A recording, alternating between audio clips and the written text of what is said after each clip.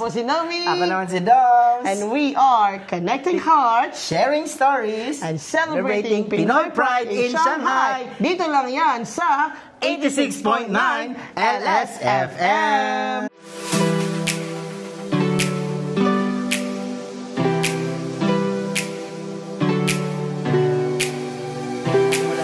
Mga ka-LS, ngayon po ay isang special Sunday dahil nandito po tayo ngayon para makilahok sa ating Serbisyo Karaban.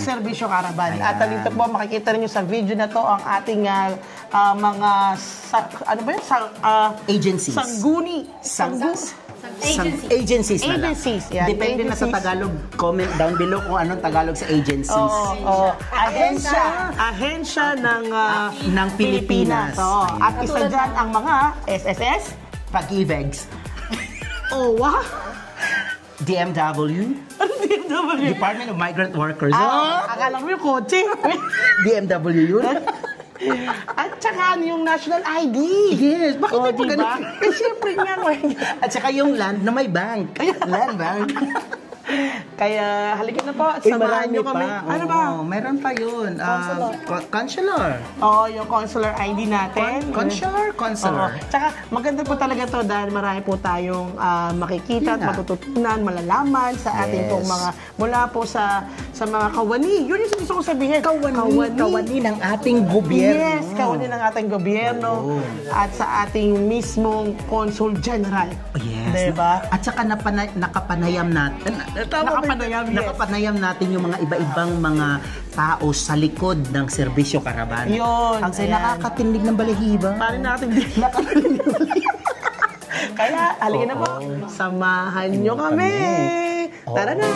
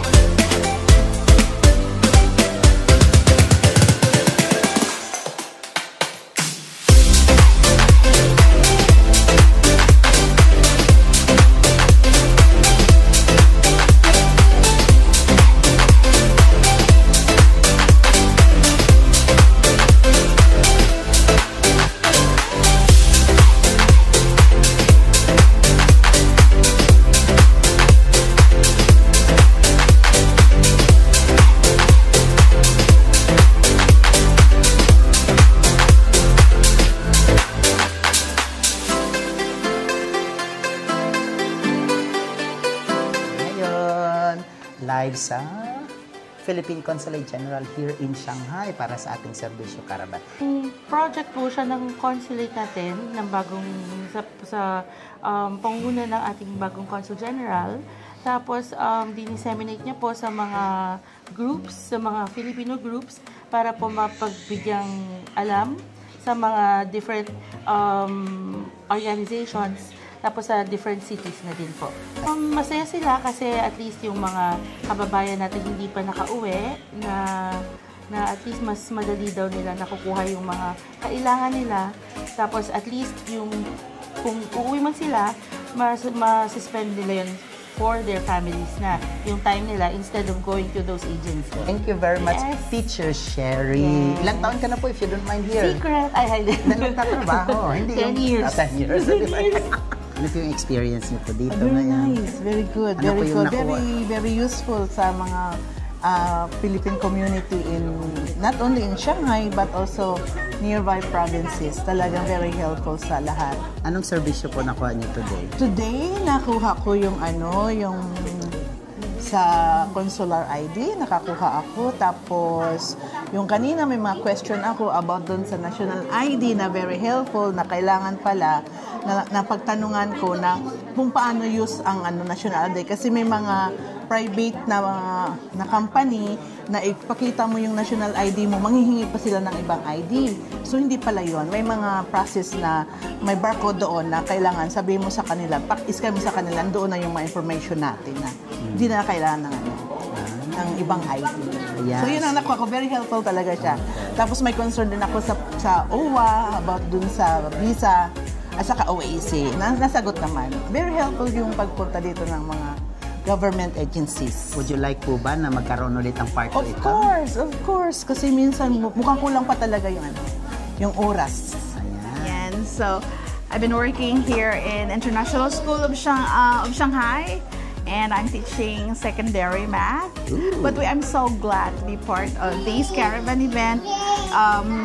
My designated assignment is on consular IDs, although it's quite tough because there are so many.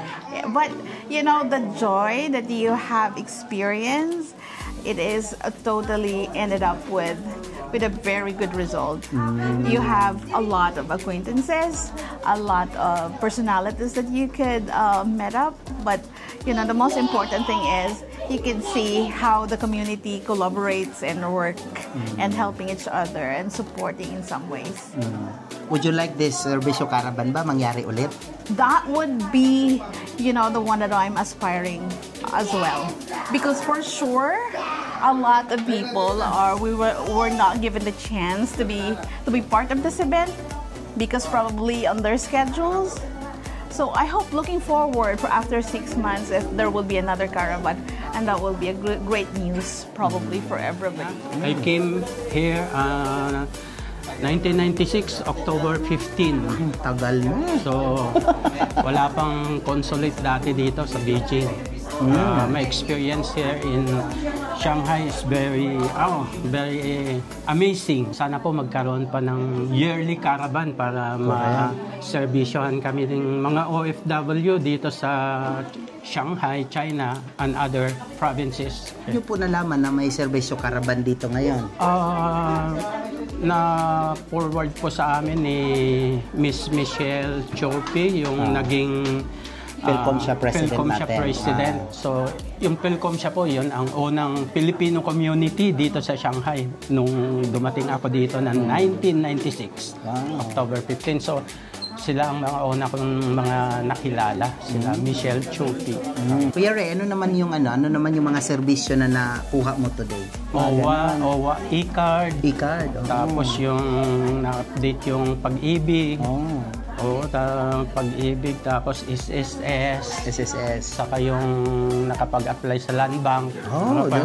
Marami na tayong bangko nito. Marami ng card na mapag-iimbakan. Hi guys, this is Doms from 86.9 LSFM. Dito tayo ngayon para sa Department of Migrant Workers. Hi mga kabayan, ako po si Regina. Ako po yung Assistant Secretary for Migrant Workers Welfare Services ng DMW. Kasama ko po si Miss Rosa. Siya po yung sa Land-Based Accreditation Bureau namin sa DMW rin. Mabuhay sa mga kababayan natin sa Shanghai. Ma'am, paano po nagsimula itong Serbisyo Caravan? Yung Serbisyo Caravan, isa siya sa mga programa na naisip namin na pwedeng itulong sa mga kagaya ng OFWs na hindi kayo madalas nakaka-uwi pero kailangan nyo yung services ng hindi lang ng DMW kundi ng iba't ibang government agencies. So nung June, nagsimula kami on Migrant Workers Day. Pinulong namin yung mga agencies kagaya ng OWA, syempre kasama namin ng OWA sa DMW, yung PSA, SSS, Pag-ibig. So alam namin yun yung kailangan nyo. Naisip namin tuwing umuwi kayo ng Pilipinas, talagang ginagawa niyo yung paraan para ma-update niyo lahat ng records niyo, makuha niyo yung services, at sayang yung oras na ginugugol niyo instead na nagpapahinga kayo at kasama niyo family. So kami na yung naglapit ng serbisyo. So, yun, nabuo yung Serbisyo Caravan. So, nakapunta na kami sa Hong Kong. Halos buong Saudi, naikot na rin namin. UAE. So, lahat ng mga lugar na maraming OFWs pinupuntahan namin. Yung iba't ibang government agencies, together kami lahat. So, Serbisyo Caravan, ilalapit namin.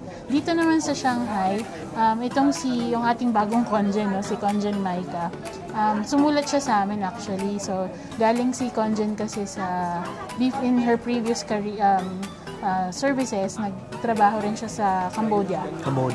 So in Cambodia kasi, meron silang programa doon, yung Multi-Agency Service Mission, MASM. So, ang MASM, parang ganito rin yung ginagawa nila, pero in a smaller scale. So, nung sumulat si Conjen Maika, sabi niya, pwede bang imbitahan ng DMW? So, luckily, sabi ko, ma'am, may ganyan din kaming serbisyo, baka gusto nyo. Yun na lang din yung gawin namin para total pareho naman tayo ng objective. So, andito na kami. Ayan. So, although sa mainland, dito kami unang nag-landing. So, nangako naman kami na sa dami ng sumuporta rin sa mga OFWs, babalik ang Serbisyo Caravan sa Shanghai. Nandito si Secretary Kakdak. So, kung naabutan niyo yung question and answer niya kanina, may nagtanong na rin kung babalik ba. So sabi ni Sir, definitely babalik kami dito. Kung kailan, siguro asikasuhin lang natin yung schedule para may enough time kaming mag-announce sa inyo. Nakapaghanda yung mga galing sa iba't ibang outside of Shanghai within the jurisdiction ni Conjen Maika. Nakapunta dito. At yung ibang government agencies kasi, like PhilHealth, hindi nakasama last minute, pero gustong-gusto rin nila sumama. At tinitingnan din namin sa survey kami, ano pa bang agencies yung kailangan nyo dito para PRC yata, Philippine Professional Regulation Commission, para dun sa magre-renew ng mga lisensya. So, kukumbinsihin din namin silang makasama na for the next leg ng Shanghai para ma-announce namin yung services, makapunta dito yung mga may kailangan ganun service. So, sabi nung iba, before daw Chinese New Year. Ay, ang saya nun. Kasi para daw, mas marami. Kasi marami daw umuwi sa inyo. So, parang tatry namin yon. Tapos definitely around, siguro sabi namin kanina, mga twice next year, babalik kami dito. Ay, ang saya naman. If not twice, thrice, para mas marami kaming maservisyon. Ay, mga ka-OFW natin dyan, mga ka-live natin dyan, narinig nyo, early promotion to ha. So, sooner magkakaroon tayo ng mga announcement kung kailan. Pero for now, at least, meron tayong pag-asa. So, mga kakilala natin dyan sa jurisdiction ng PCG, or kahit doon sa mga Beijing or anywhere dito sa China. Punta rin kami Beijing. In-invite na kami sa Beijing. Ayun, diba? Sa mga friends namin dyan sa Beijing. Hanggang Mongolia. Ayan, diba? Ang saya. Diba? Marami na rin daw kasing Pilipinong hindi nare-reach doon. So, tatry namin. Kanina si yung Deputy DCM natin sa Beijing, si Sir Arnel, nandito siya kanina. So, inimbitahan na niya si Secretary. At si Ambassador tumawag na dadalhin natin ang Serbisyo Caravan sa Beijing. Ayan. Thank you, maraming salamat, Ase. Thank you very much for pag-anyaya sa amin. Thank you, sir. Thank you po. Ayan, ingat. Bye. Hello po mga ka-LS! Ito po tayo ngayon sa consulate at i-interviewin po natin ang isa sa mga volunteers na nagsagawa po nitong ating caravan. At nandito po ngayon si Miss Nora! Hi! Hello everyone! My name is Nora. Since volunteer po kami, since yesterday, nag-umpisa kami 7:30. And then... Ang aga? Yes, maaga talaga. Pero nakaka-amaze siya kasi been here for 22 years in Shanghai. And then this is the first time na we have this kind of... First time? Yes, this is first time. And then at first before, last August, we have, the consulate also have the activity for summer camp for the kids, which is really good idea kasi most of the yung mga anak ng mga Filipino OFW, they is homeschooling. So they have the time to meet each other. Also my kids, I have 4 kids here. Tapos po, indeed, nakaka-amaze din kasi since yesterday, yung faces ng mga kapwa nating Filipino, I mean, yung iba, walang So, I mean, as a volunteer, parang natutuwa din ako na parang inspired din kasi biruin nyo, may Pag-ibig, may SSS, may Land Bank, may OWA, may National ID, tapos may Consular ID, which is hindi siya lahat nakukuha sa isang araw. But here, sa isang araw lang, makuha mo na kagad. So, it's really big help. For us naman, sa akin, kasi hindi naman ako laging nauwi, yun, may opportunity din ako nakuha. Thank you for, especially those Filipino that walang undocumented. Sabi ko kasi kanina, nainusural ako. Hindi kasi, yung walang mga papilis kasi, I know the feeling. Parang nahiya sila. Sabi ko ganun. I mean, like, sabi ko, dito, wala naman tayong, walang mataas. We're here to work. We find a job. Parang, sorry. May, she needs to catch the train.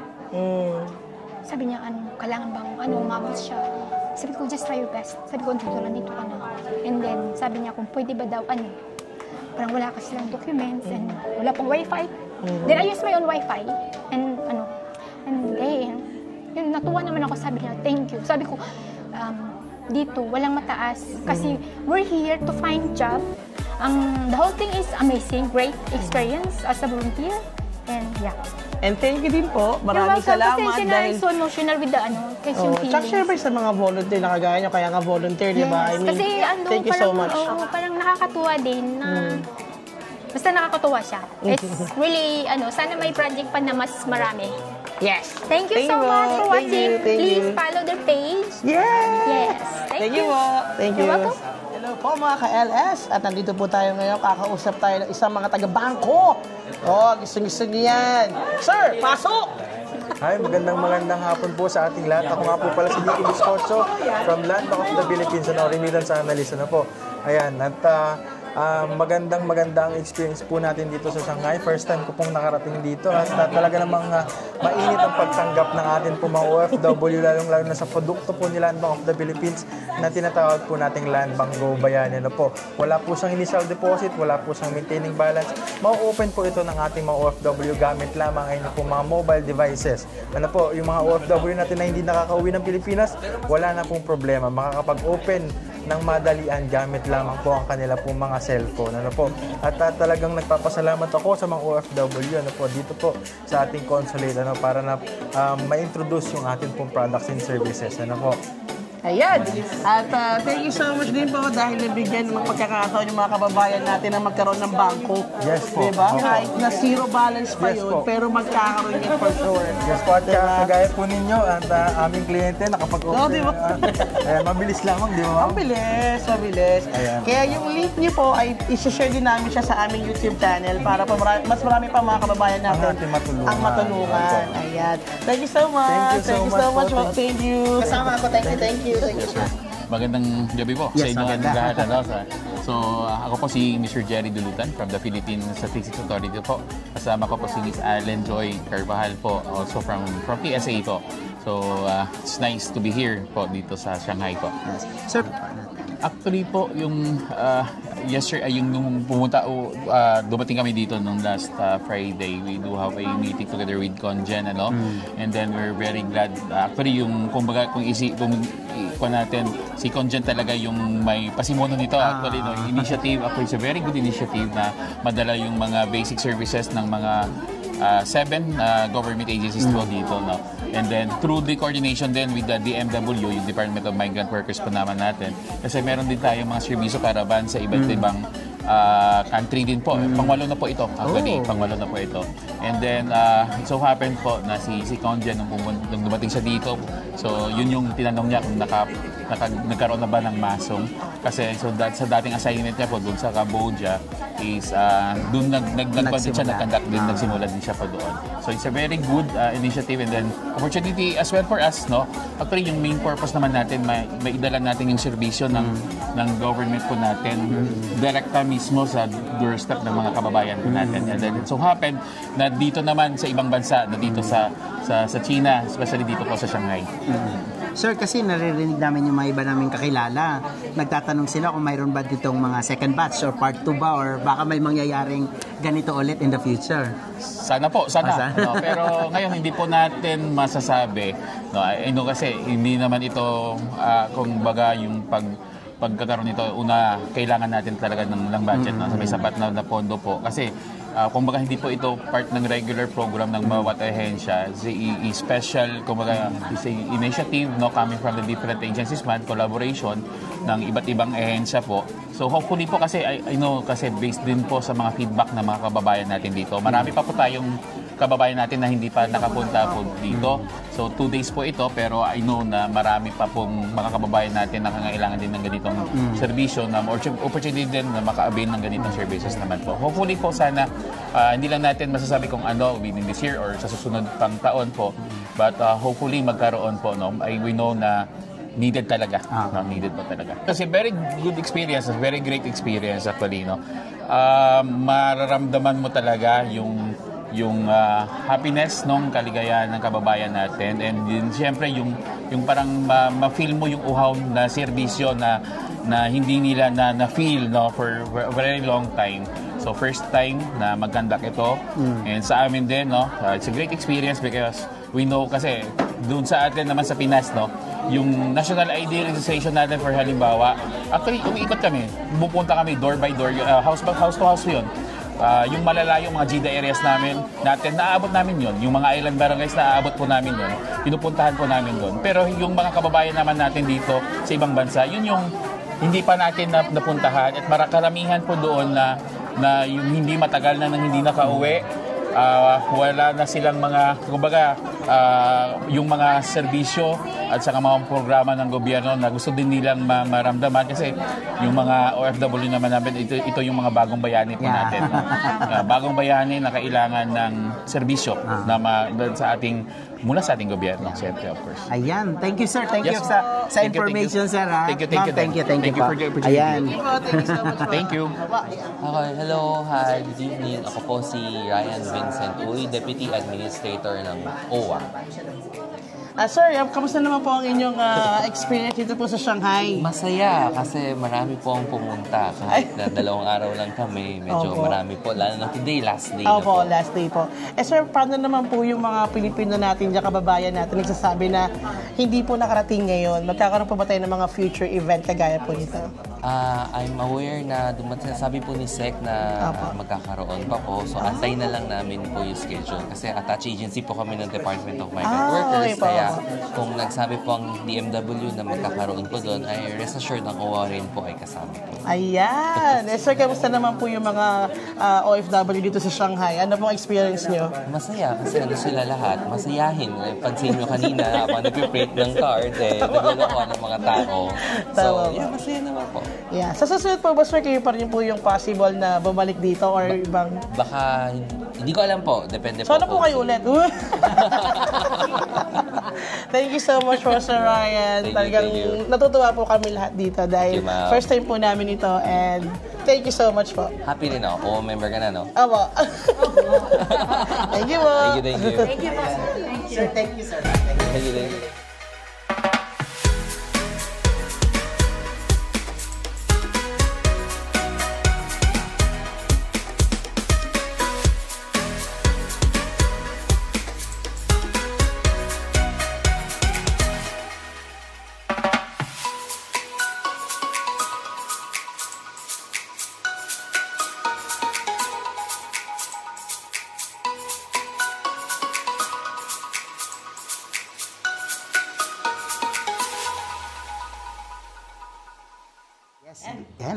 Hello guys! Hello po, mga ka-LS! Ka-LS! Ngayon, nandito tayo ngayon dahil sa Serbisyo Caravan. My name is Doms and this is... Novi. Ayan, gusto nating malaman kung paano na-create itong Serbisyo Caravan Conjen. Paano ba siya na-start?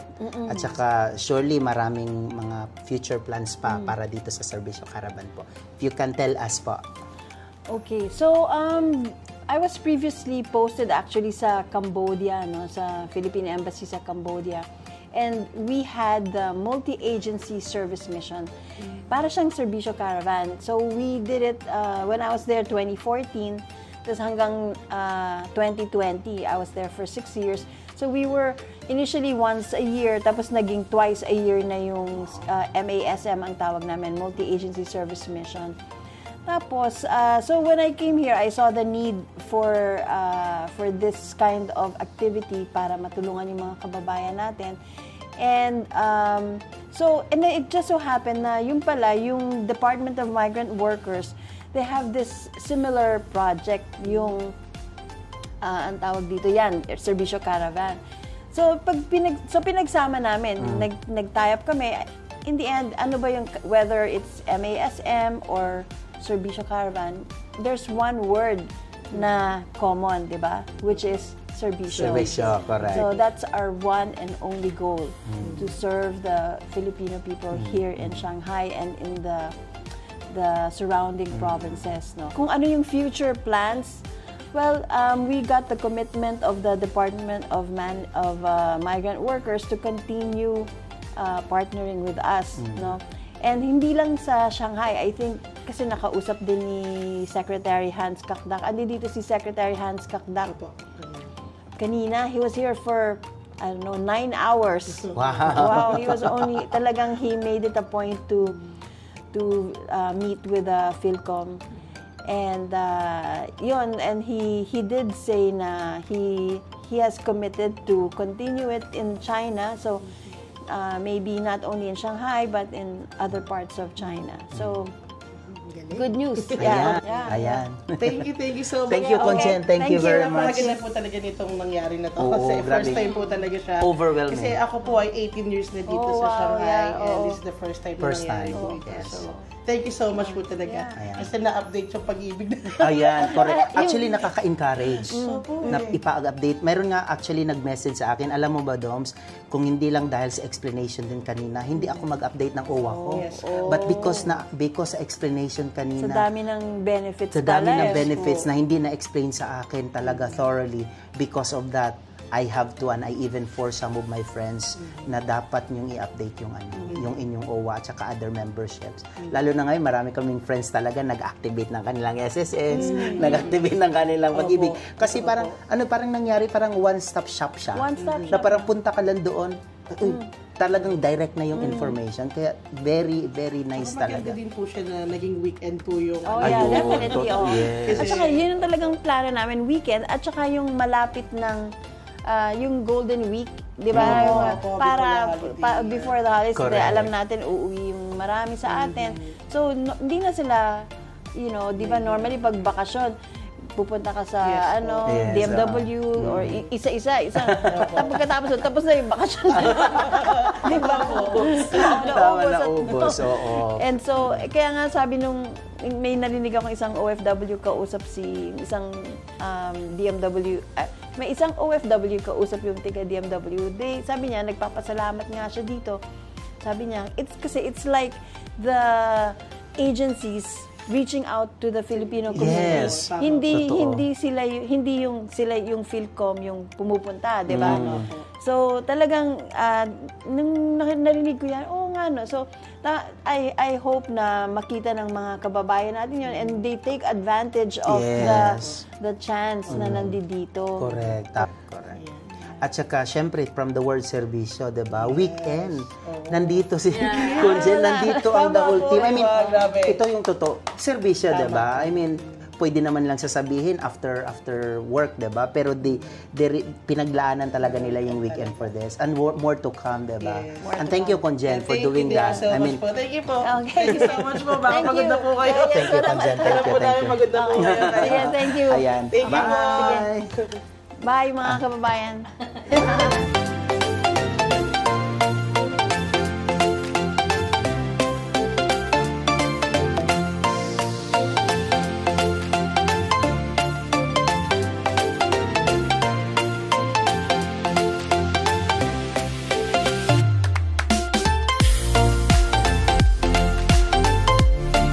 Don't forget to subscribe, share, and hit the notification bell.